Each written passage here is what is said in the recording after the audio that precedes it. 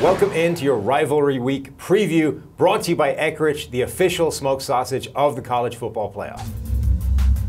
All right, Steve, Washington versus Washington State. It's the Apple Cup, and the most interesting thing in this matchup has got to be that Mike Leach air raid offense going up against Washington's defense, and this offense led by quarterback Gardner Minshew. That's the really fascinating matchup to watch in this one, right? Yeah, Minshew has been fantastic. He's thrown his name into the Heisman ring, so to speak, and this is a big game for him. Washington State still has playoff hopes alive. We thought that this game would be a big one, but for Washington this year, Washington State, one of the stories of the season, and Minshew's 90.5 grade, ranked 6th in all of college football among quarterbacks. His efficiency in that system has really taken that air raid offense to the next level. We've seen Luke Falk run it at a pretty good level, but not the same level that Minshew has been this year. His ability to get the ball down the field and just not miss a ton of throws has been fantastic. He's number 5 in adjusted completion percentage on deep passes at 57.1. We saw Luke Falk last year really struggle to throw the ball down the field. Minshew's downfield throwing ability has been fantastic,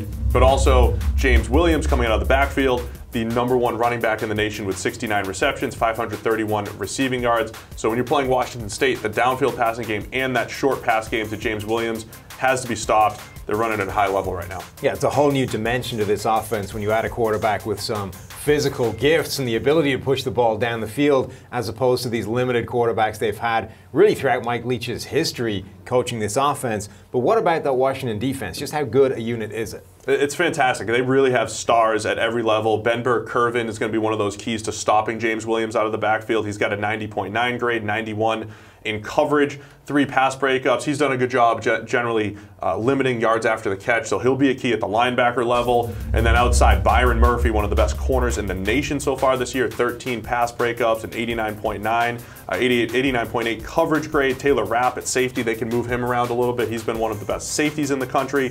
And then if Washington State does decide to run the ball at all, Greg Gaines on the defensive interior, 3 straight years of elite grading, 91.4 grade against the run so far this year. So Washington truly has stars at every level of that defense. Yeah, but what about the other side of the ball? Can Jake Browning actually step up his game and be a factor in this game as well? This has been a big concern for Washington because Browning came in as a true freshman a few years ago with very promising numbers, a very promising grade, but his grades have gotten worse every single year, and he's really struggled under pressure in some of these big games. We've seen it against Alabama, against USC through the years.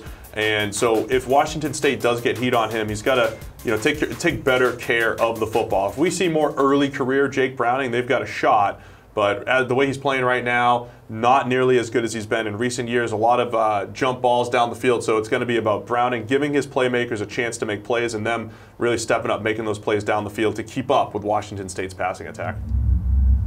So that's going to do it for our deep dive preview into Rivalry Week. It's been brought to you by Eckrich, the official smoked sausage of the college football playoff. Don't forget to pick up your Eckrich smoked sausage at your local grocery store for this weekend's tailgate or homegate party. And make sure to visit EckrichFootball.com for great game day recipes and to enter the season-long $1 Million Challenge.